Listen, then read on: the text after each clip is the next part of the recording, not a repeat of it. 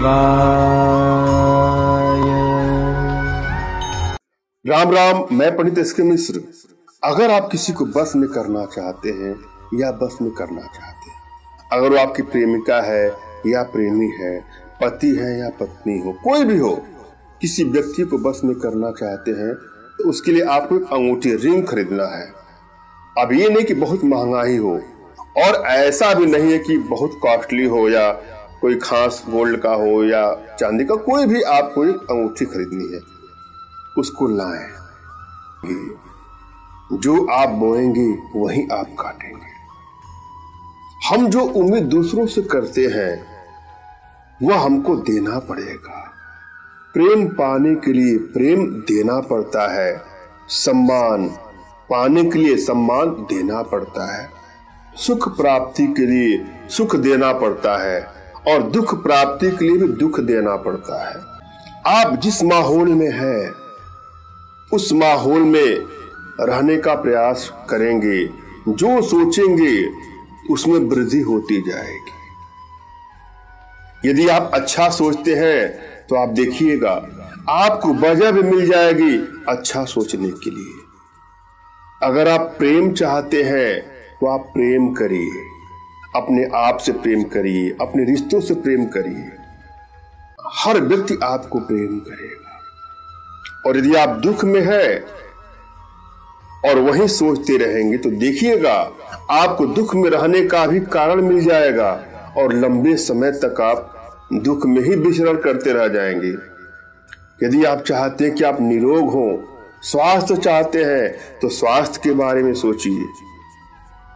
अगर आप यही कहते रहेंगे कि ये समस्या है, वो समस्या है, ये ठीक नहीं हो रहा, यह बीमारी है, जिसकी चर्चा बार बार करेंगे, जिसकी पुनरावृत्ति बार बार करेंगे, वही आपके सामने आएगा। जैसा सोचेंगे वैसी दुनिया नजर आएगी।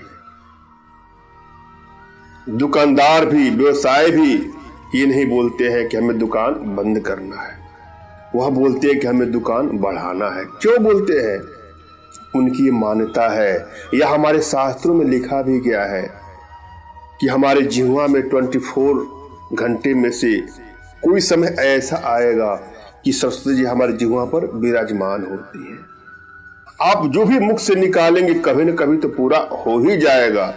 अतः हम ऐसे शब्दों का प्रयोग क्यों करें, ऐसे भाव को क्यों व्यक्त करें जिससे खुद पर ही आफत बन पड़ सकती है।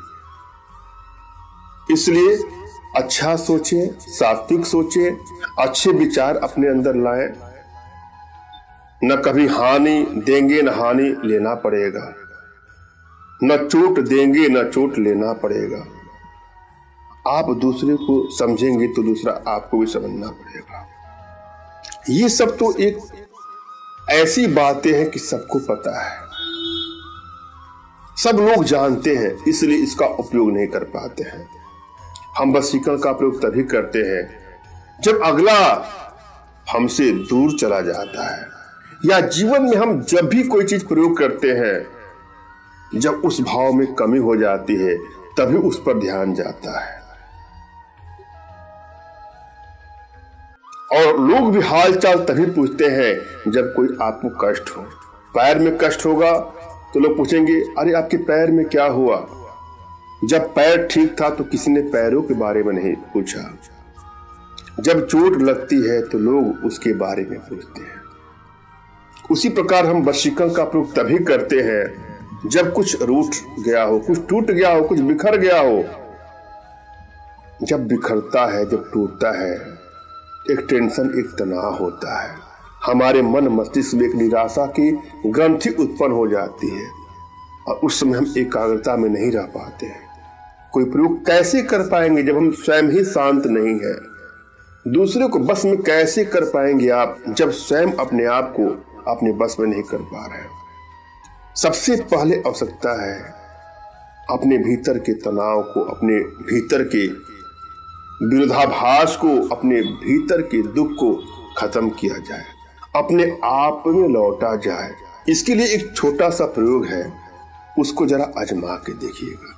जब भी आपको खाली समय मिले, 2, 4, 5, 10 मिनट, तो आप गहरी गहरी सांस लीजिए, आंखें बंद करिए, सांसों के बारे में सोचिए कि सांस निकल रहा है, सांस आ रहा है, सांस जा रहा है।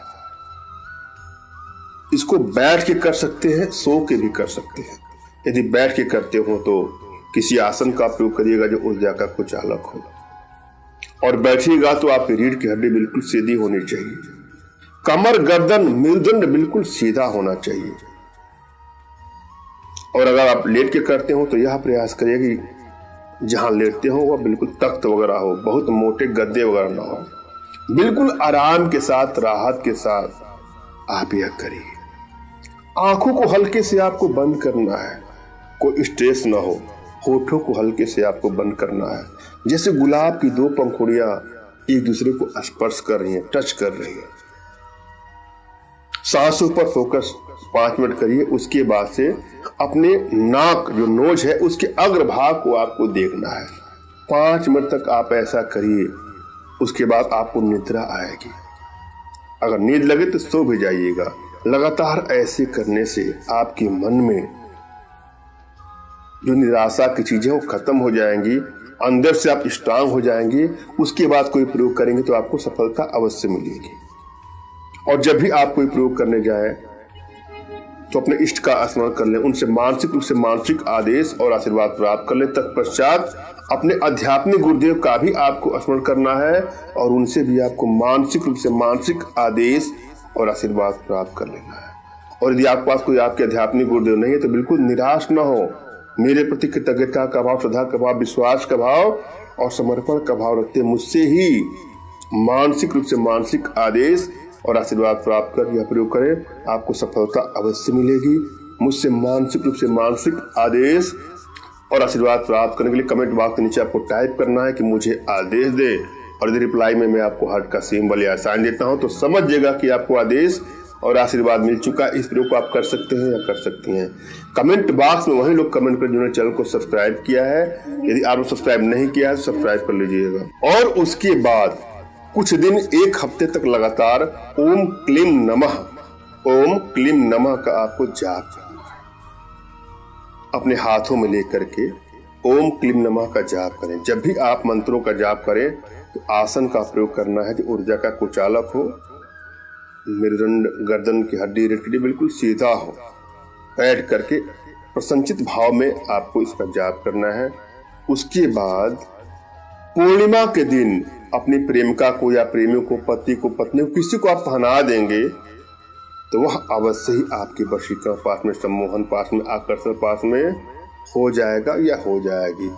बहुत ही सरलतम प्रयोगों में से ये प्रयोग है। थोड़ा सा महंगा पड़ेगा, अंगूठी खरीदना है तो देख लीजिएगा, संभव तो करिएगा। आजमाया हुआ प्रयोग है, आजमा के देखिएगा, अगर इससे आपको अवश्य लाभ